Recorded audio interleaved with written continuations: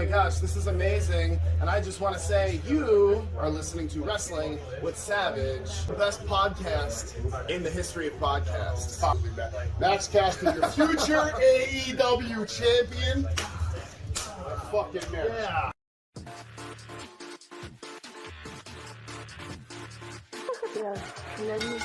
Pedigree, 1, 2, 3, present you live as a champ. A last ride straight to hell, a tombstone, a choke slam. Here to give it to you raw. This is Wrestling with Savage. Smackdown, hold the title. This is Wrestling with Savage. What?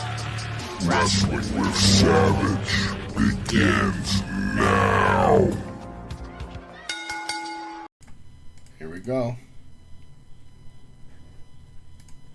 What's going on, everybody? Welcome to Wrestling with Savage. We're here yet again for episode 104. Welcome with me, Jay, Mr. Head of the Table. How you doing tonight, man? I know you were watching some Monday Night Football, so I don't blame you. Raw was pretty lackluster tonight. I saw the announcements, just like everybody else. Didn't look like there was anything watching. Well, I'm talking about before Raw. Like, the preview. When they gave you, like, the matches that were going to be coming, you weren't really excited for any of those. I know I wasn't. And I know you weren't. I have a text of you saying Raw's going to be whacked. It was? Okay. Well, we're not going to get into, hold on one second. Jay's muted. Say something again, Jay? Hello. All right, I know what we got to do. Yeah, I hear you. Say something now, Jay. Jay? No? Shit. What did I go and do? We're live right now, and this is a shit show. But it's okay. We're allowed to have moments here. We are allowed to have moments here. Let's see what's going on here. All right. Jay, say something again.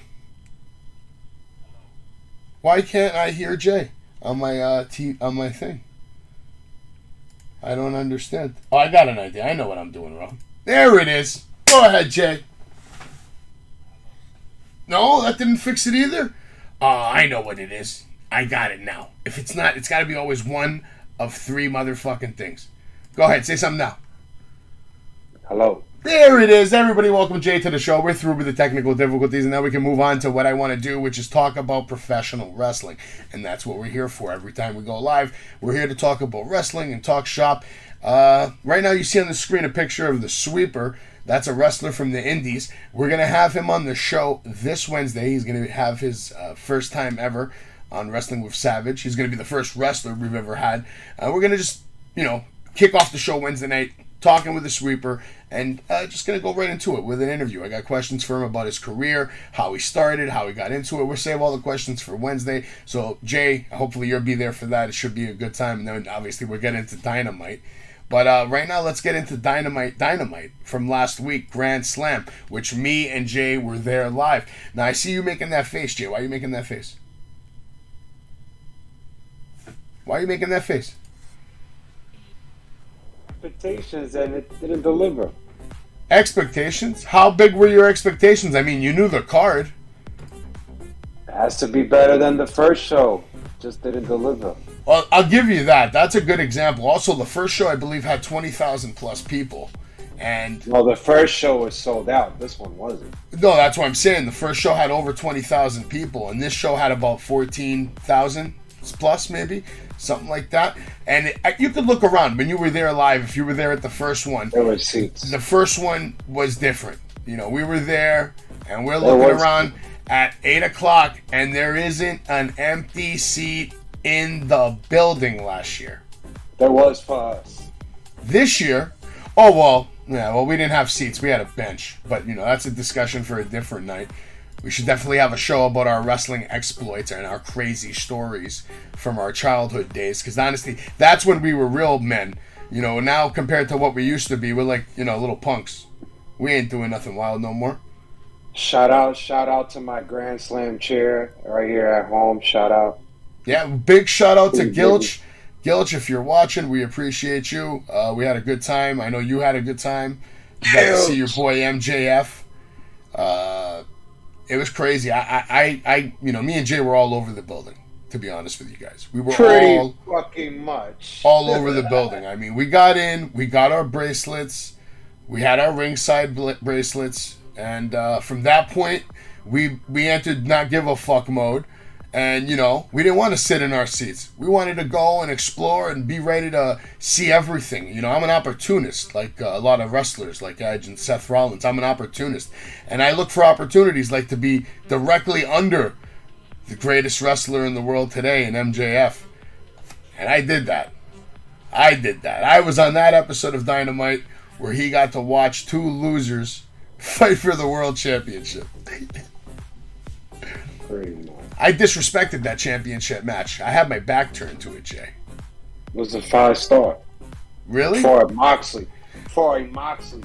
Okay, so real quick, I'm going to go into the results for Dynamite. Just did the results. Grand Slam Tournament Championship Final for the AEW World Championship. John Moxley versus Bryan Danielson. We all know John Moxley walked away with that one. Ring of Honor World Championship, you had Claudio losing to Chris Jericho. Chris Jericho becoming the 8-time world champion. Then you had the AEW World Tag Team Championship, the Acclaimed versus Swerve and Our Glory. And to me, I'm going to come back to it. All Atlantic Championship, Orange Cassidy versus Pac. That was shocking for me. I really thought Orange was going to walk away with that. That is not what we got. Instead, what we got was Pac coming through, picking up the win. You had the AEW Interim World Championship, Toni Storm versus Athena versus Britt Baker versus Serena Deeb. Toni Storm retained, and that was also shocking. So I'm going to get right into it. Jay, what was your favorite match out of those 5 matches that we saw? And real quick, guys, just to show you these pictures, I'm going to be doing a slideshow of the Grand Slam results as Jay is telling you what his favorite match was. Here's some new toys they announced.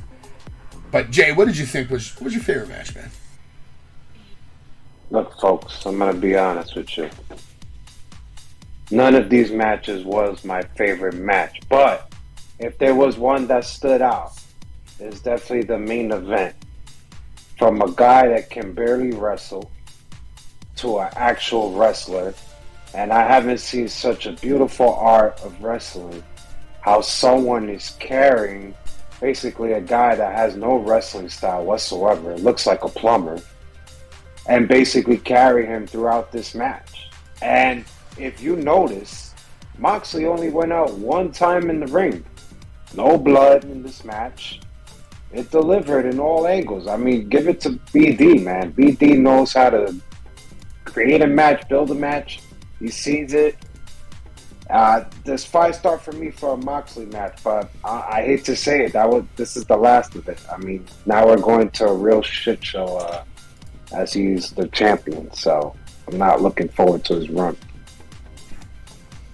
I don't know. For me, the match of the night had to be the Acclaimed versus Swerve and Our Glory. It wasn't as good as the first match, but at the end of the day, them picking up the win, him making up for that slight mistake. At the end of the day, like I said, them picking up the win, being an organic team, having the run they've had for the years they've had, the fact that they were in there with Billy Gunn, and they're having a run similar to the one Billy Gunn had with the New Age Outlaws, because the New Age Outlaws got to the top of the mountain before they ever joined DX. They had nothing to do with DX. The New Age Outlaws did it on their own, and they were great. You had the Mike Man and Road Dogg, and you had the finisher and Billy Gunn. Just like we have right here, Max Caster on the mic. Bowens is the finish man. He comes in, finishes the promo strong. They have the nasty catchphrase. They're selling the merch. They have fans. This made an impact worldwide. And at the end of the day, I was in the arena, and this got the loudest pop of the night. Without a doubt. There's no question. The Moxley and Danielson, they did not get a pop anywhere near what these guys got. So that moment for me, being there live, this was, I'm not even going to say match of the night. I don't care anymore. All right? It doesn't matter. Matches are all predetermined. So what matters is moments. Moments is what matters more than matches. Because there's thousands of matches that we don't talk about. But there's thousands of moments that we'll never forget. So it's about the moments. And this was a moment. that I will never forget. For me, it was 5-star storytelling, 5-star delivery. Lived up to my hype, expectations, because I wanted them to win. I'm a fan. Loved it. My favorite moment of the night. I can't say that about that match. For me, that was the most disappointing match of the whole. Want to call it Dynamite and Rampage together? You could call it like that. I mean, I can't talk about how Bowens did that blockbuster that he never even grabbed Keith Lee's head in order to set up the mic drop. You know, I watched this match after, and I seen all these mistakes. The footwork wasn't good. The caster slip tap, you know, I get it, nerves, you're going to win, but yeah, it just felt very flat for me, man, for a match that I gave 5-star and all out. I really had high expectations. I thought their all-out match was so much better than this one, though. Got it, though. It's a 5-star storytelling. I'll give you that, but the match, though, to me was just so flat. You're right. No, you're absolutely right. That's why I'm not giving it a match moment grade. I'm giving it a moment grade. It's a 5-star. I'm not grading that match. I'm grading the moment. That was a 5-star moment. I can't even say that. I gotta say the 5-star moment was Saraya. That was the 5-star moment for me. Well, funny that you say that because I have her picture on the screen and I wanted to talk about her next. Yeah. That was a 5-star. All right, so now let's get into this. Grand Slam, let's rate them all in order from 5 to 1 since there was 5 matches. I'm really tough. All right, tough. No, that's fine. Right, for Saraya, I'm going to give her number 2. What do you mean? 2 as what? My number 1 was The Acclaim. Number 2 is going to be Saraya. You're going from 1 I'm to going 5. from 1 to 5, yeah. I'm going straight to Saraya being 2. And I agree. I agree with that. I wouldn't change that. No, because that was the next big moment. For me, I'm not rating these matches. I'm rating these moments and what was hyped up and cool. Her coming out was a great surprise. No one knew it was coming. And it was cool because we haven't seen her in a long time and we all know her very, very well. Saraya. I got to get used to saying Saraya. She's going to be blowing up on Twitch, I'll tell you that. And that's a great move from Tony because that's a game changer maybe. She has the same kind of appeal of a CM Punk, let's say. She's that kind of mainstream. And she's going to bring in her own following. Everybody from her Twitch channel might tune in now. I might see her in November. She's going to be in New York. Might check her out. Where's she going to be? What's she doing?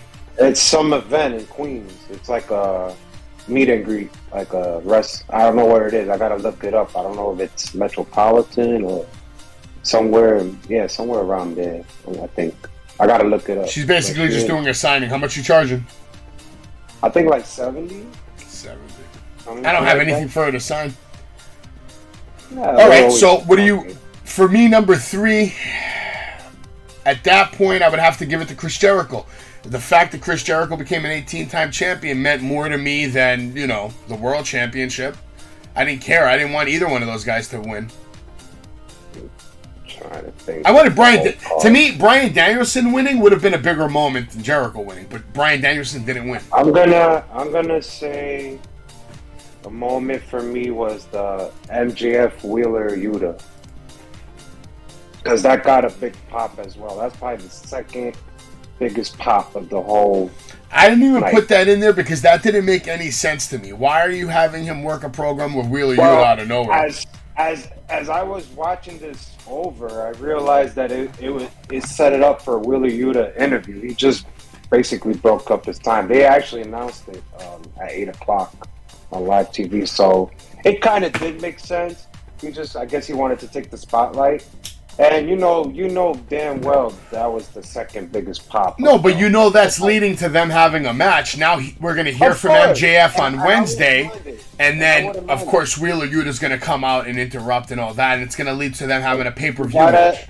You gotta have some mids to fight in order to get Moxley, and this is part of it. So I wouldn't mind it. I don't mind it at all. Actually, you know what? I'm going to retract all my shit. Number 1 moment of the night was MJF watching Moxley and Danielson. Number 2 is The Acclaimed taking home the gold. Number 3 is Saraya. Number 4 is Chris Jericho. And number 5 would have to be then unfortunately, Jon Moxley and Bryan Danielson, because they did have a great match. I mean, I didn't like the finish. The finish is why I didn't love the match, because I didn't like, Bryan Danielson just passing out. That's so overdone. We've seen it so many times in so many different matches from so many different wrestlers. It's something that I'm not interested in anymore. And, like, you're trying to sell that, Moxley's really capable of just, like, making Bryan Danielson just pass out. He's that good. I don't like that. It made Bryan Danielson look weak, bro. I mean, we've seen it before, right? Yeah, but if you want to make this guy a world champion one day, like, he should just go out some other way. Honestly, I'm really disappointed that MJF didn't just fucking cash in on someone and get it over with right now. That's what I wanted to see. To me, that would have been the Grand Slam moment. But, of course, that isn't going to be a good storyline, is it? They need to drag it out. He's going to cash it in when he wants to cash it in. Not when we want him to cash it in. Because he's the devil. I hope it's in Cincinnati. Are you a devil worshiper, Jay? Oh man, that thing. This is controversy, isn't it?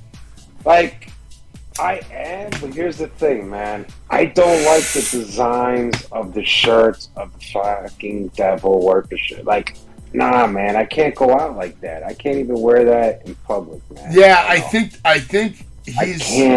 he's going for a fan base. My wife, I can't do that. I think he's going for a fan base of people that aren't even watching wrestling.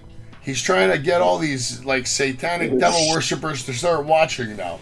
This is a fucking Tony Khan fanboy making just fucking crazy. Do you think that's a Tony? Do you really think that's a Tony thing and not an MJF thing? Come on, man. There's no. He says it. He says it with conviction, though, and he has used the word devil in many promos. Of course, it was on the shirt. Remember when he first came out? That shit hit the shelves like the next day. It was an original shirt before this new shirt that he has, the Devil Worshipper. He's like, I am the devil, and we. Yeah, I remember the devil one. That was during the CM Punk. About it. Yeah, and I told you, I was like, hey, you think I should get this? You're like, nah, man, I wouldn't wear that. I was like, yeah, you're right, bro. It just doesn't look right. It doesn't. It's not a good look, bro. It's not a good look for everybody. Listen, it doesn't feel like it's him. You know what I mean? I think Tony Khan saw like an Austin 316 and he just tried to cash in. You know what I mean? Like, oh my God, that was so great in what he said. The devil's here and whatever. Let me cash in on it. Maybe. So, perhaps. Hey, perhaps. It's happened before, such as what? Swerve in Our Glory. What was the other one? What's the fucking Thunderstorm? Look at that. No, Scissor Me Daddy, Thunderstorm. Yeah, I mean, but the Scissor Me Daddy, at least we know that they created that themselves. The Acclaim. But Thunderstorm, how long did that last? Thunderstorm was terrible because Thunder didn't last too long. Thunder fell down and got hurt. She's in rehab now. Moxley versus Juice Robinson. We have to look forward to on Wednesday. You have any interest in that? How many times have we seen this match? I've seen this match so many times as a fan. So I like Juice Robinson. I think Juice Robinson's a great talent, good wrestler from the Bullet Club, New Japan. Very good dude. But, yeah, you're right. Well, don't forget his wife is Tony Storm, so Interesting. I didn't know that. Jon Moxley's probably just going to beat this guy, but it's probably going to be a good match. Moxley will probably make the kid look like a star, I would imagine. I mean, that's what he should at least be doing. Well, he's a star already, so, I mean... All right. Real quick, let me get into the Rampage results. All right, just to stay all AEW right now before we get into SmackDown, and then, of course, tonight's Raw, which we're going to bring to you very soon. Ricky Starks defeated Powerhouse Hobbs in a lights-out match. Adam Page won the AEW Golden Ticket Battle Royale. Jade Cargill with the Baddies defeated Diamante with Trina to retain the TBS Championship. Sammy Guevara with Tamela defeated Eddie Kingston on a reverse decision, which is crazy. We'll get into that. Jungle Boy Jack Perry defeated Ray Phoenix. And Hook and Action Bronson defeated Angelo Parker and Matt Menard. For me, I was there for Rampage because Rampage happened right after Dynamite. Jungle Boy and Ray Phoenix was actually the best match of the whole night. Now, If we're talking about everything combined, match-wise, that's definitely number one. They killed it. Absolutely great match, followed by a great promo from Christian. What was your favorite match of Rampage? Do you agree with me? Agreed. Okay. What was your second favorite match from Rampage? There wasn't. I agree with that either. I believe we left the Jade Cargill match because I wanted nothing to do with it. I knew it was going to be a brutal squash, and that's exactly what it was. I was surprised at the Battle Royale results. I was hoping they were going to go with like Roosh actually, because they've been giving him a push lately. But they ended up going back to the guy who likes to go in business for himself. You know, it's funny that the guy that likes to go in business for himself... A guy that started everything. A guy that stirred the pot, but... By the way, Jay, do you know what I was doing earlier today, bro? I was on Busted Open at like about 11:55 p.m. in the morning. And you know what they did to me? They made me wait half an hour to get on their show. And then when I got on their show, I told them I had a hot take for the White Rabbit and I wanted to get into Max Caster real quick. So I get on the show, I tell them, thanks for having me on. You guys always put on a good show I've been listening to. I'm a new listener, new caller. What about Malachi Black? I said, what if Malachi Black's the White Rabbit? And they just hanged up on me. And then I'm listening to them, and they're like, another swing and a miss. And they were calling me some guy named Trevor. They were like, that's probably the same guy that called at 9:30, Trevor. And he said the same thing about Malachi Black. I didn't listen at 9:30 in the morning. How rude of them. Why couldn't they just tell me, somebody said Malachi already, and then I could have just went into Max Caster? No problem.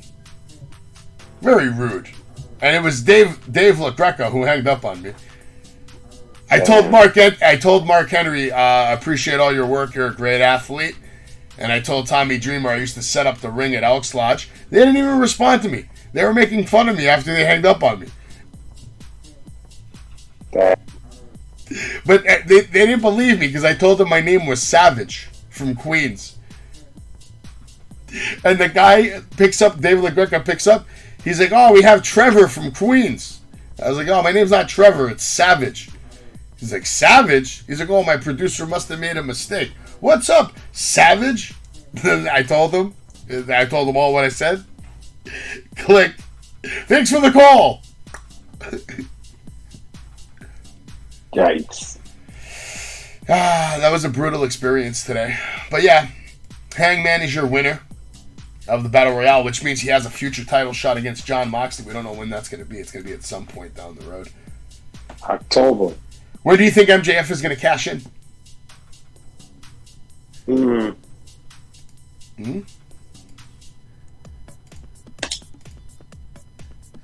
do you think he's going to cash in? Next year? I'm going to say Full Gear, but I don't see him having a straight-up match. I feel like he should interfere after a match with Moxley and just cash in. I can't see him have a straight-up match with Moxley, but that's what they're building, so let's see. I just see him taking it in October in Cincinnati. Okay. I think it's Cincinnati. He could take it. Boom.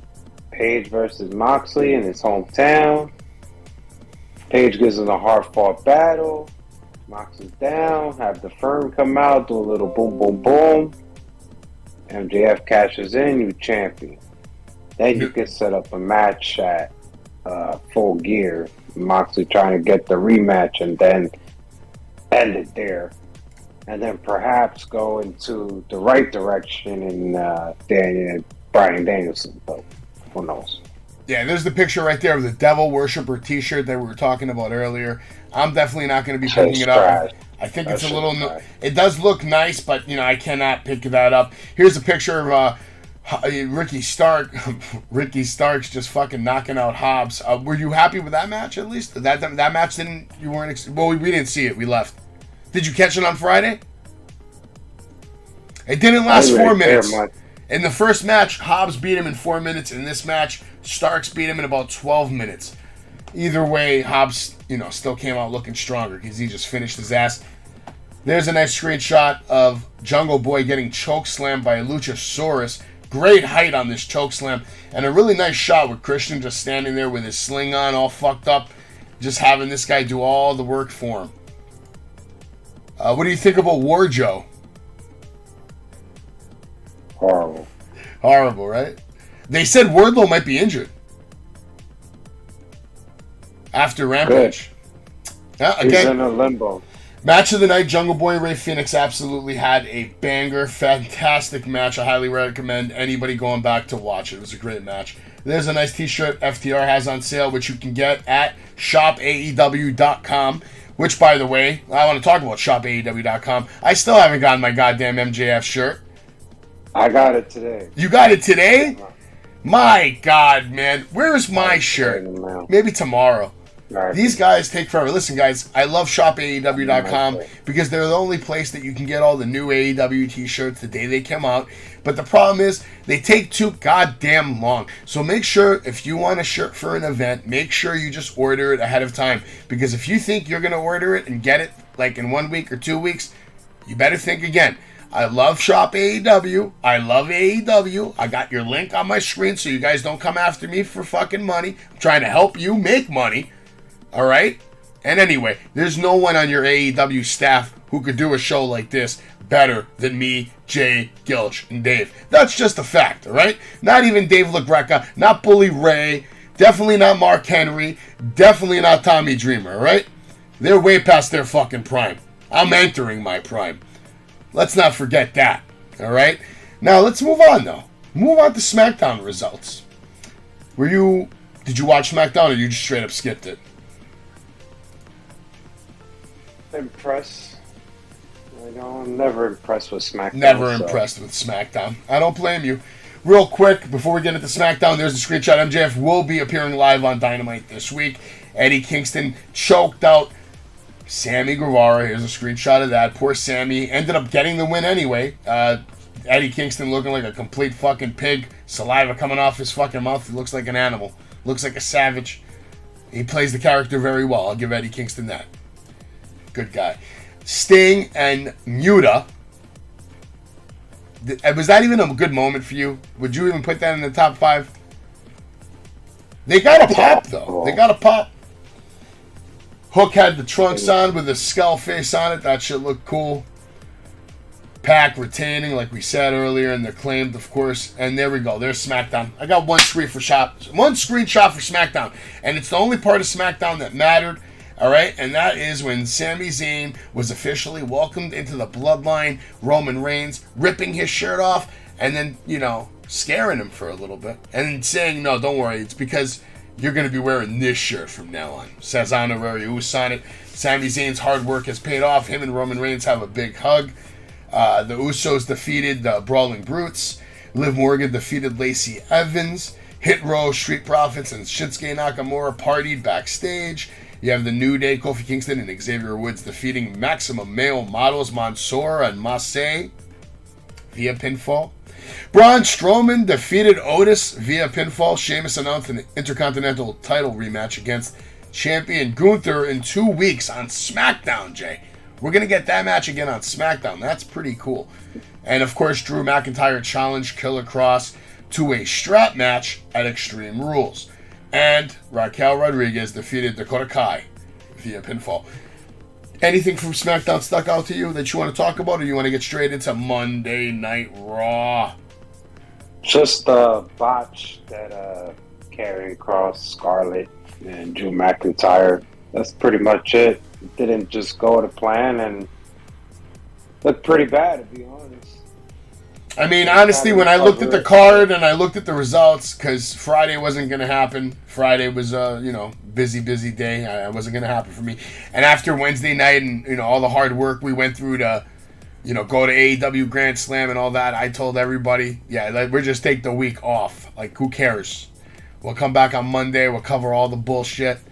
Unfortunately, Dave can't be back. Update on Dave if anybody's interested. Dave will probably start being back on the show on a normal basis probably the 3rd week of October. So we're all excited to have Dave come back to the show and join the cast yet again. So shout out to Dave if you're watching. Have a good night and get some sleep, man. What was I talking about? Monday Night Raw? SmackDown. Yeah, what else? There's nothing else to talk about SmackDown, man. I missed it. We missed it. Botch. I went back. I saw the botch. Once I heard about what happened with Sami Zayn and Roman Reigns, that was a 5-star. I went back and I DVR'd that. I watched that. But everything else I didn't care about. Wasn't really into it. Didn't matter to me. But let's get into Monday Night Raw. First match that's going to open up the night is going to be, by the way, Raw is live from Edmonton, Canada. All right, Raw opens up with Bianca Belair, Asuka, Alexa, Bayley, and Bianca. We're talking trash. Bayley challenges Bianca to a ladder match at Extreme Rules.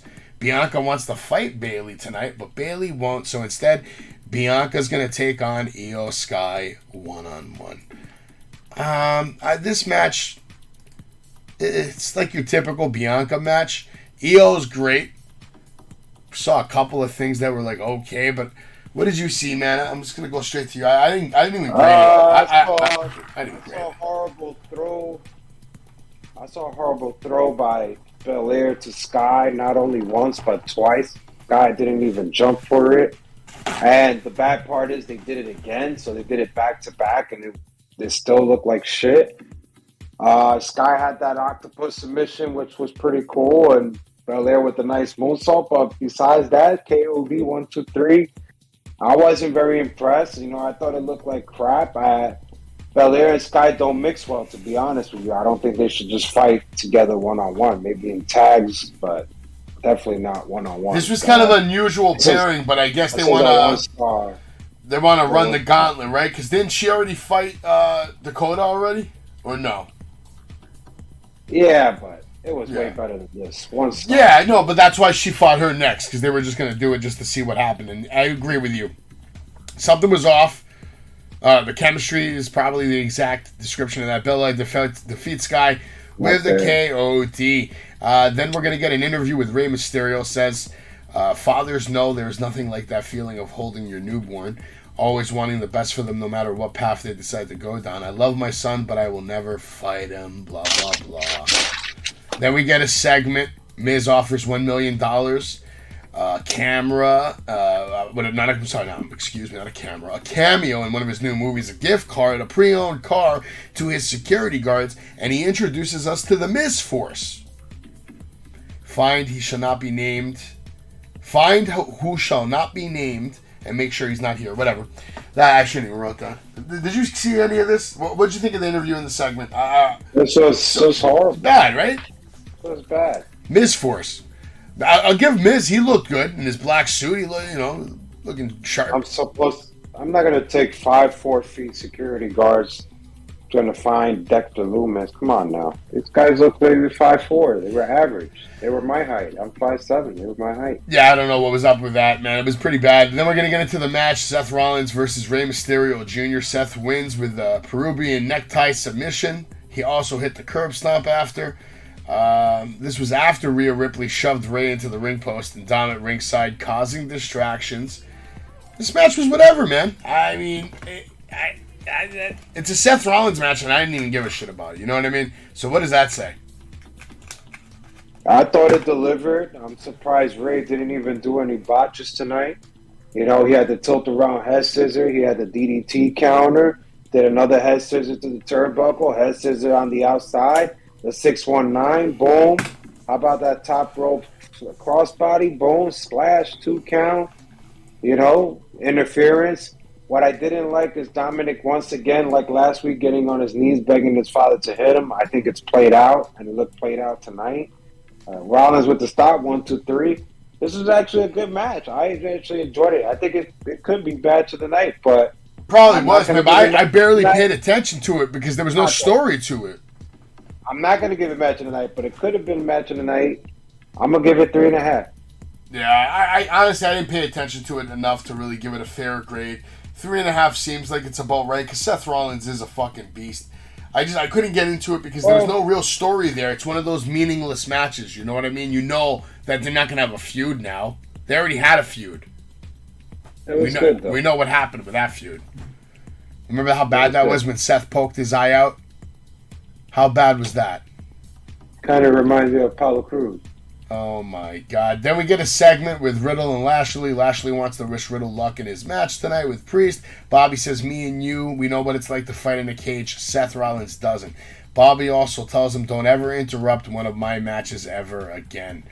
Then we're going to get a match between the Alpha Academy versus Kevin Owens and Johnny Gargano. Johnny and Kevin Owens win after Theory tried to run interference. It was a good match, nice storytelling. I enjoyed the teamwork by Chad and... by KO and Johnny Gargano. They're good. They make a good tag team. They really do.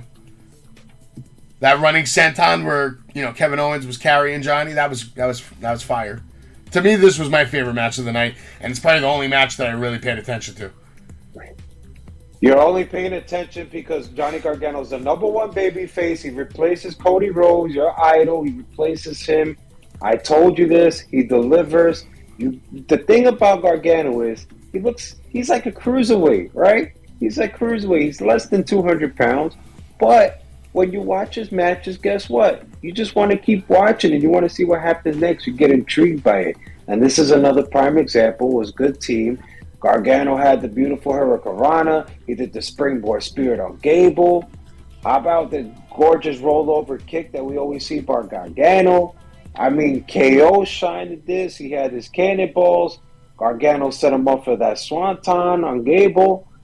Even Otis did the catch and grab power slam, which was freaking impressive. I was impressed by Otis on that move.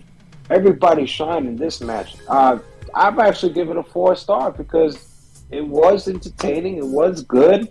And I think a big part of it was Gargano and KO. But kudos to Alpha Academy. They really shine as well, too.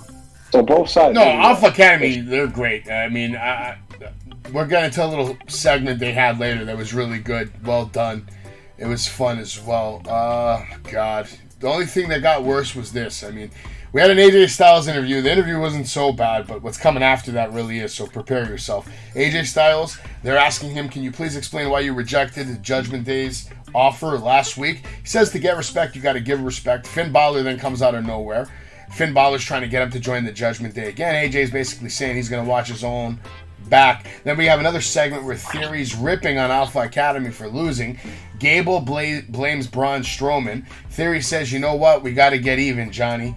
You're not going to embarrass me twice in a dump like this. Theory's phone rings.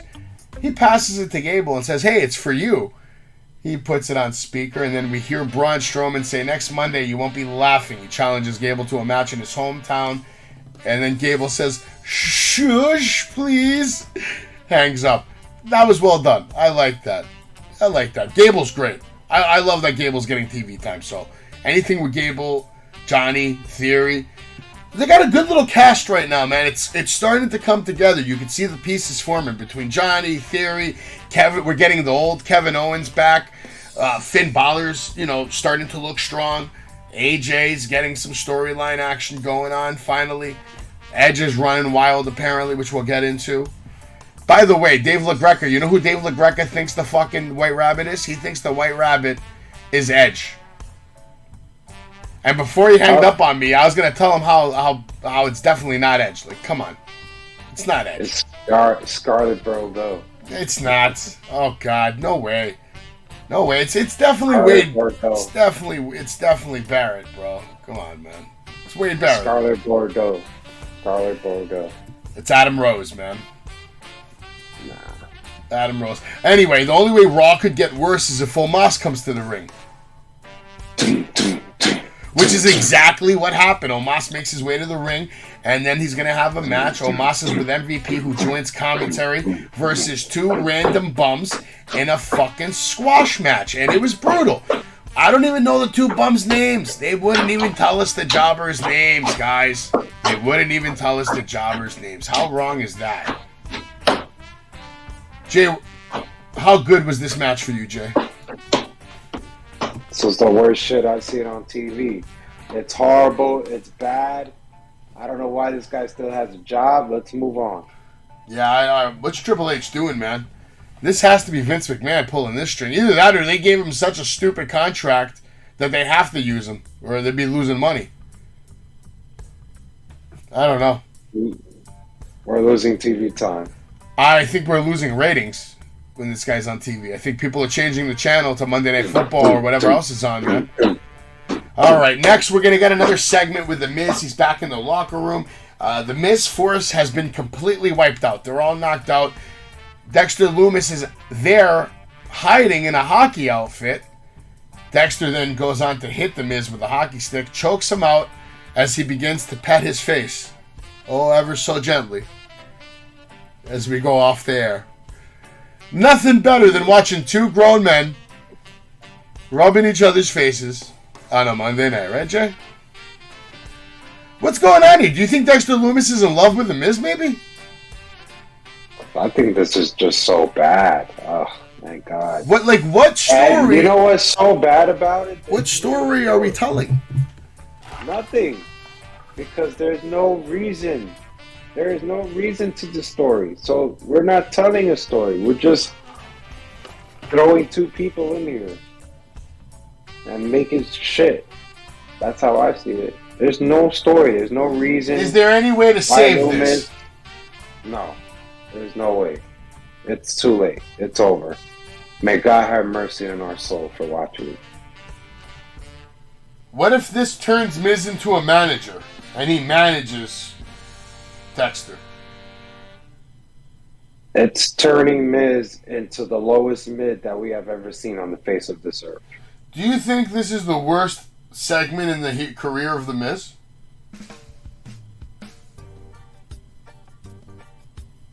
Or have you seen worse? There's been a lot, so... I have seen worse. I feel like I've seen worse, so it's not the worst from him. But it might be the worst we've seen from Dexter Lumis, because I feel like his work in NXT was way better. This is bad. But... yeah, it's a little bad. Anyway, now we're going to get into the next match of the night. Okay. Which was Nikki. This was an impromptu match, I think, because they didn't have anything announced, and it was a surprise. We got to see the debut of Candice LeRae, Johnny Gargano's wife. Okay. Little, Poison Pixie, Miss Wrestling, whatever you want to call her, Mrs. Wrestling. Nikki ASH would take the nasty neck breaker off the top rope and lose to Candice 1, 2, 3. And it looked like Nikki Ash ripped her mask off and she was seeming to have some kind of breakdown in the ring. So maybe this is their way of killing her character. And now we're just going to get Nikki Cross maybe back. Who knows? I like that. I like Nikki Cross. I thought she was great. This Nikki ASH has been brutal. It was her creation.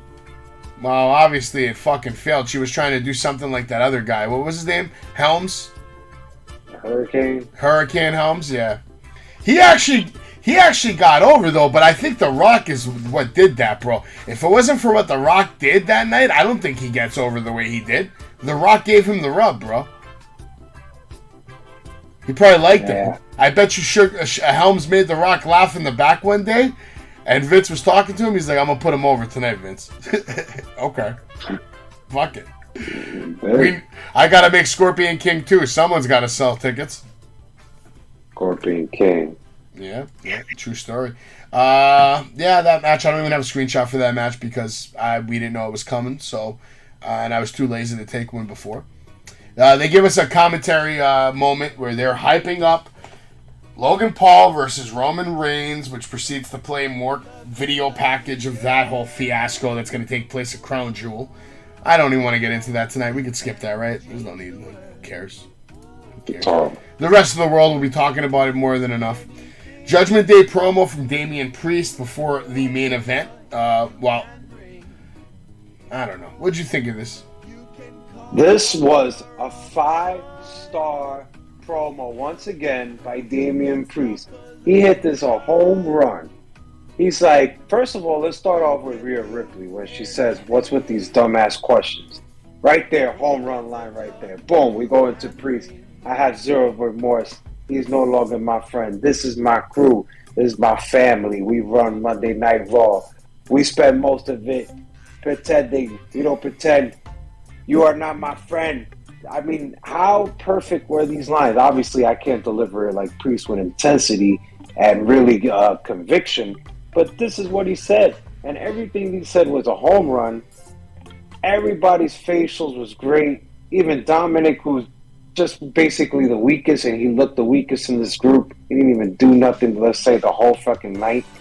This was awesome, man. I think Edge really, really helped Priest with his promos, and he's just been hitting it out of the home run from what we've seen the last 6 months, man. 5 stars. The promo was good. The match was AJ Styles versus Sami Zayn with Solo Sikoa by his side. Sami Zayn was able to pick up the win in a very entertaining match. Solo with the interference hitting the Uranagi on the apron, and Zayn with the Helluva Kick and the 1-2-3. Judgment Day then came out taking... they were talking to AJ. Finn was talking some shit, says it pains to see him like this. AJ, they tell him, rise up and join the Judgment Day. Finn gives him the too sweet sign. AJ Styles shows him the middle finger, and the Judgment Day proceed to beat on AJ Styles. Ripley brings the steel chair in. Finn places the steel chair across AJ Styles' throat, and he doesn't actually stomp it. Instead, he sits next to him saying, I could have ended it all right now, but I'm your friend. And that's not what friends do. Well, this wasn't even the main event. This should have been the main event. Probably better than the main event we got. I'm sick of Riddle.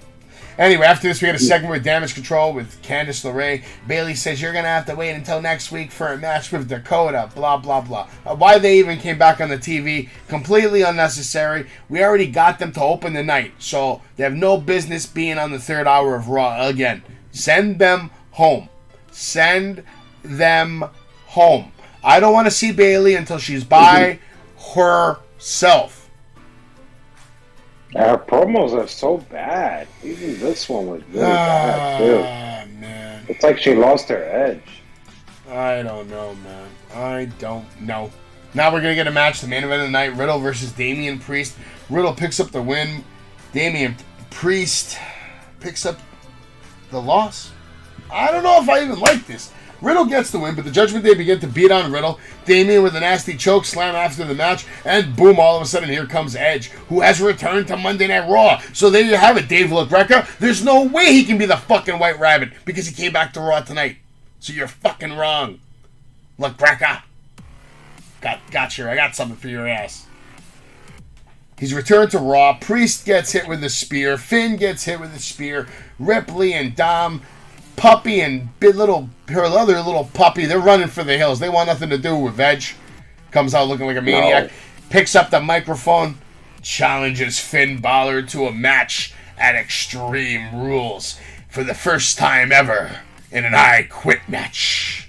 Any interest in that? That might actually be a good fucking match. Let's be honest. I love Edge. And you love Finn Balor.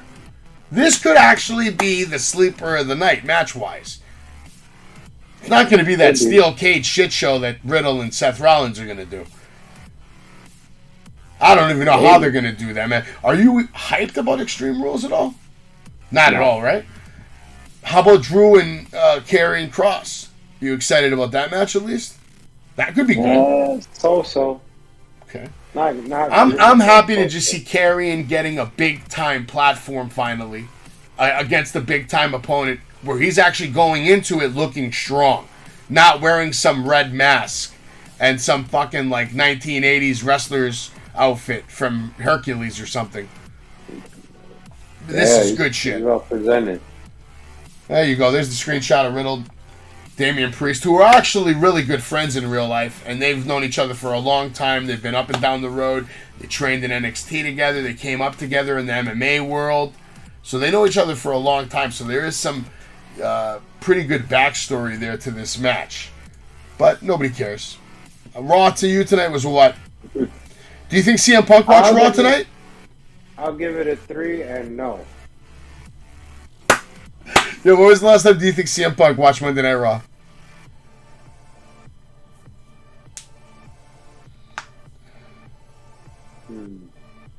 Probably when he worked there? He has to have watched at least one episode. Come on.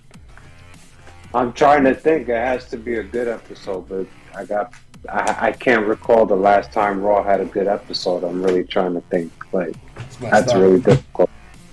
There's a lot of bad Raw. Maybe when Stone Cold was coming back. No. I'm sure he watched Stone Cold versus Kevin Owens. I'm sure he watched it. And he was like, yo, if Stone Cold can take a bump on the concrete, I can do a buckshot lariat. Maybe Stone Cold, maybe. It's a possibility. Possibility. Did you hear the news today? What's on the news? So, now the official story is CM Punk's group admitted that the Young Bucks did not break the door down and that CM Punk 100% threw the first punch. That's it, man. But Tony Khan would be really stupid to let one of the biggest stars he has in the company to just fire him over. Yeah, but you can't have someone in there just punching people though, for just because they want to. Okay, so take him off TV for a year. He's off anyway for 9 months, so it worked out perfect. I guess that's where I was going with this. Like long term, that's what you want. You want him to come back in a year. If I was really Tony Khan, I don't think I would be that much of a naive businessman / promoter / owner / CEO / president / all caps that he wears in his wrestling promotion to just basically say, you know what, Punk, I'm going to choose the Jungle Boys, a.k.a. the Young Bucks, because they don't know how to act. I'm going to choose them over you. And I'm going to let you walk, and I'm going to buy you out of the contract. I think that would be one of the biggest mistakes that Tony Khan would ever do. It's hard to say no, but, I think they can recover from it without him. They're still having over 1 million ratings. They still have over 1 million ratings without him for the past 6 weeks. Without him. He's still the biggest star they have. I'm sorry. He's number one. You could say people could fight for it and they could be like, no, Bryan Danielson. Yeah, I get that. I love the guy too. But I mean the biggest star, the guys to basically make you watch, especially not lose 200,000 views like the Kenny Omega Young Bucks match when they hit that girl in the crowd, when that's how they lost it, by the way. Yeah, it's a no-brainer, man. That would definitely be one of the biggest mistakes that Tony Khan will ever do. I don't think you could just recover. So I'm not saying you can't, but you can't recover that quickly. All I know about the world of pro wrestling is this: never say never, never say ever. I don't think he's coming back anytime soon. And if he does come back, good, he should get fined. He should get penalized. And honestly, he doesn't. He can be an attraction without having a title on his waist. With or without a title, he's an attraction. He doesn't need the world title to be an attraction. That's for sure. That's fine, man. As long as they use him, there's no need to just, you know what? Yeah, we're gonna let you walk. But he's got to rectify. He's got to rectify the situation. He has to make amends with the person he hit. Well, there's going to be lawsuits that probably need to be settled. There's a lot of other things going into this. I don't think the lawsuits can happen. I think that could all be dropped. I think that's the only way that they can all come back. If the lawsuits aren't dropped, there's no way they're all coming back. They just all got to cool down, and And another thing is, you got to put hangnail Adam Page into this shit, because you got to ask this guy, hey man, look, I'm gonna make amends with your boys right here, but why do you bury me on live TV? What did I do to deserve that? And I would like to know too, that even if I was doing a meet and greet with Adam Page or whatever, I would be my first question. He may say, fuck you, kid, or get lost and shit. I'll be like, hey, fuck you too. I don't even like your ass. So I don't give a shit. But I would ask him that. Like, hey, why do you go to business for yourself? That's all I want to know. To me, you can't go into business for yourself when you're an independent contractor, and these guys are all independent contractors, man. It's your career, and you should have the right to do whatever you want. Like, honestly, like, as far as, like, how you want to train and how you want to learn, you should take advice from people, but you shouldn't have to take advice from people because they say you do. You know what I mean? Some people are different. Some people want advice, some people don't. That's why it's up to them. But, it might not pan out for your career if you don't take advice from certain people, to be honest. Like, that's just the way it works. Taz said it earlier today in a comment he made. He said most of these young stars, the reason they don't get a push, it's their own fault. Because they start bitching, they start drama, they start this in the law. Once you start talking shit and you don't have everyone on your side, that's it. You put yourself on the other side of the corner, and nobody wants to play basketball with you. Nobody wants to play ball with you, man. And what ends up happening when nobody plays with you? You go home. So you got to learn how to play well with others. That's the basic rule at the playground. You got to get along with everyone there. Otherwise, everyone's not going to have a good time. There could be a situation drawn out. You guys, nobody got to be cool. You could definitely work together in an environment. You don't got to see each other. You don't even need to work in the same building. If one person's not working, hey, I don't want you in the... Okay, yeah. So they should hire a new person to handle these kind of situations. Someone who's been through this before. Someone that's dealt with this more than anyone in the world. And he's actually free right now. He's not working. He's probably at Planet Fitness. Call Vince McMahon. Hire him. Vince McMahon is all elite.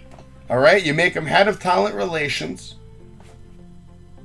And that's it. Or get JR off commentary and take advantage of his 5 decades of wrestling knowledge and his experience. I think that was the worst moment of Grand Slam. When he came out? They're killing him. Tony Khan is killing him, Savage. He's killing him by making him come out, and he couldn't even walk at full speed. He was just slow turtling his ass to the ring announcement.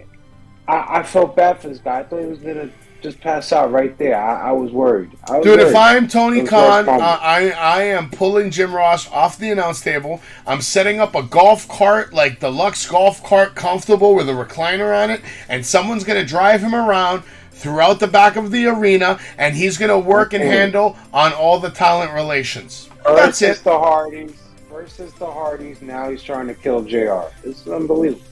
I think the Hardys try to kill the Hardys, but Tony just says okay. He says okay. He loves it. To him, it's a dream match. Anytime Jeff Hardy's in the building, Jeff Hardy's got to be in a match on a ladder. It's just the way it is. Before we end the show, big shout out, because we talk about a lot of bad sometimes on this show, and we never really sometimes mention the good. And here's some good. John Cena breaking the record for the most Make-A-Wishes in history. 650 Make-A-Wish.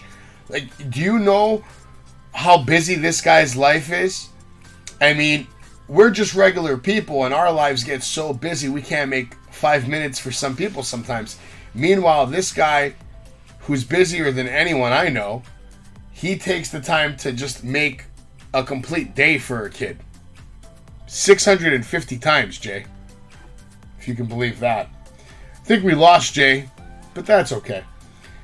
This has been Wrestling with Savage, and we will be back on Wednesday, and we will be back with the Sweeper, so make sure you tune in for that. It's going to be a good time.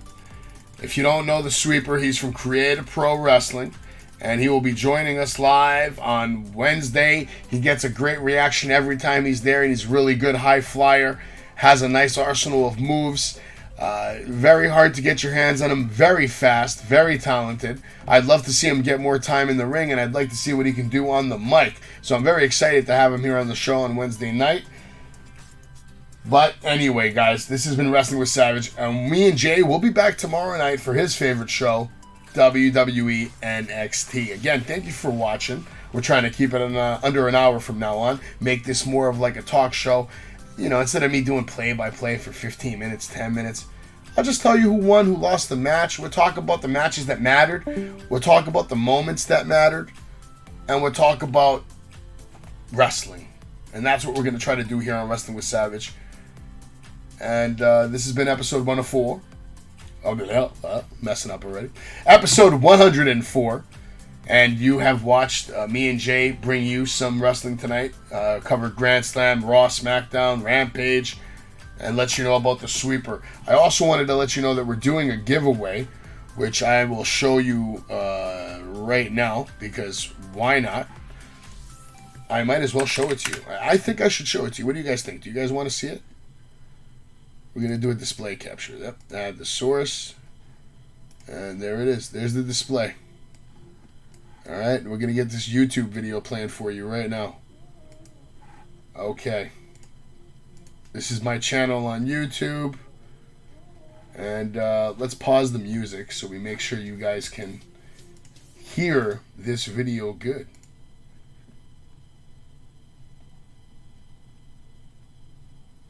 We gotta find the video first. Where is the video? Where is the video? Here it is. Boom. This isn't an episode. This is a giveaway. And this is your chance to win this limited chair from Grand Slam AEW. Yes, it can be yours. You can do the chair shots. The chair shots can be real. It's all real. It's got nice padding. Doesn't hurt too bad. It's not too bad. But we're giving away this chair. We're giving this chair away to somebody. And all you got to do is subscribe and leave a comment, and you're automatically qualified. So just subscribe, leave a comment, and you can win this steel chair.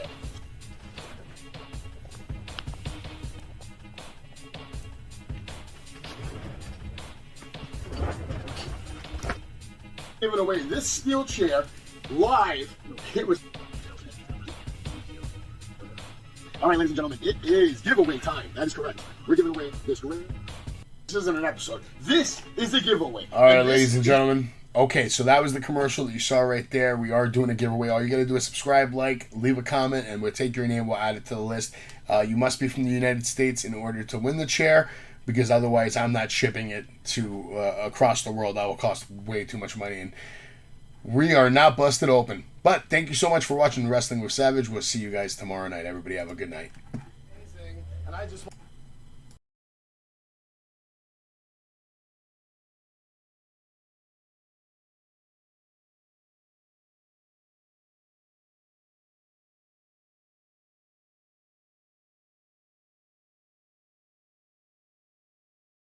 Oh my gosh, this is amazing, and I just want to say you are listening to Wrestling with Savage, the best podcast in the history of podcasts. Max Caster, your future AEW champion. Fucking man. Yeah.